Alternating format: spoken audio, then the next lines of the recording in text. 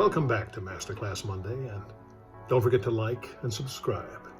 Please enjoy part 2 of The Dark Inspector. Act 2 begins as we see forming the June Rebellion of 1832. But here's an interesting side note. On the 5th of June, in the heat of the actual rebellion in 1832, a young Victor Hugo was writing a play in the Tuileries Gardens when he heard the sound of gunfire. The park keeper had to unlock the gate of the deserted gardens to let Hugo out.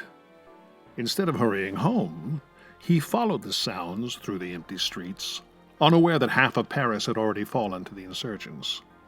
All about him were barricades. He wound his way through several streets and finally turned into a passage and was trapped. Surrounded by the barricades, he found some shelter between columns where all the shops were shuttered. For a quarter of an hour, bullets flew both ways.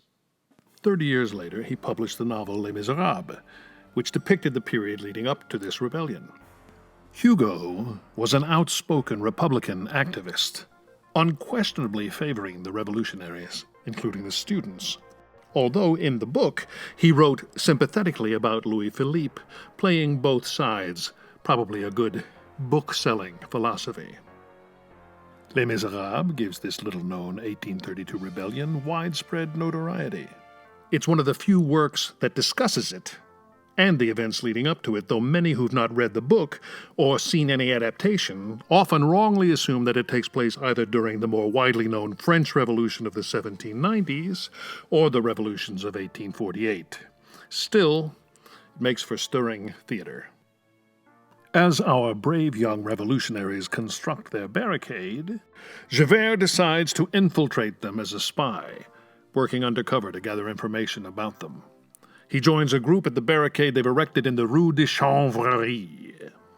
Unfortunately, Javert's high-profile badassery as a policeman makes him an easy target for recognition, and Gavroche, the insufferably cute and scrappy street urchin, who incidentally is one of the Thénardier children, but they don't make a big deal about that in the musical, recognizes Javert and denounces him to the students. The revolutionaries imprison him.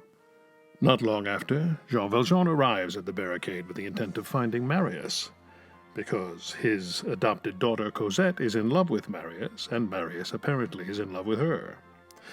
Here, Valjean and Javert recognize one another. And it is at this point that the battle breaks out, with lots of trumpets and loud music, and smoke and lighting effects. After the smoke clears, Valjean requests, as a reward for protecting the barricade from the soldiers and the National Guardsmen, that he be allowed to execute Javert. Enjolras, the leader of the insurrection, acquiesces, and Valjean leads Javert away from the barricade and into a side street. There, instead of killing Javert, Valjean cuts his bonds and implores him to run and save himself. Valjean then fires a shot into the air and returns to the barricade, where he tells everyone that the policeman is dead. As the army storms the barricade, Valjean manages to grab the wounded Marius and dives into a sewer where he wanders with Marius on his shoulders, despairing of finding an exit.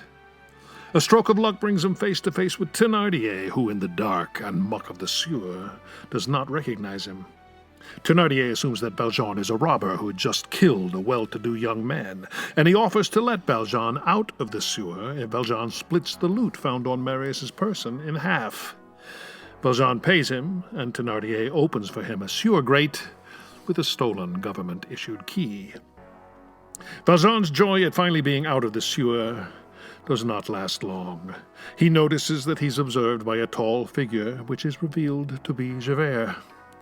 Valjean repeats that he's ready to surrender, but he asks for Javert's help in delivering the wounded boy to safety. They travel to Valjean's house, and Javert says that he will wait for Valjean to come downstairs. However, when Valjean looks out the window, Javert is gone. Javert wanders the streets in emotional turmoil. His mind simply cannot reconcile the image he'd carried through the years of Valjean as the brutal ex-convict with his acts of kindness on the barricade. Javert can be justified neither in letting Valjean go nor in arresting him. For the first time in his life, Javert is faced with a situation where he cannot act lawfully without acting immorally, and vice versa.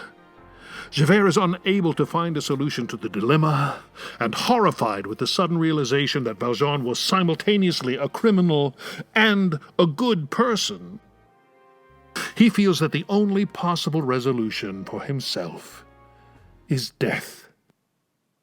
And after writing a brief note to the prefect of police, offering suggestions on how better to run the department, he jumps into the Seine. Javert was so obsessed with enforcing society's laws and morals that he didn't realize he was living by mistaken assumptions. A tragic and ironic flaw in a man who believed so strongly in enforcing what he believed was right. Although Javert is such a stern and inflexible character, it is hard to sympathize with him. He lived with the shame of knowing that his own gypsy upbringing was not so different from the backgrounds of the men he pursued. He lived his life trying to erase this shame through his strict commitment to upholding the law.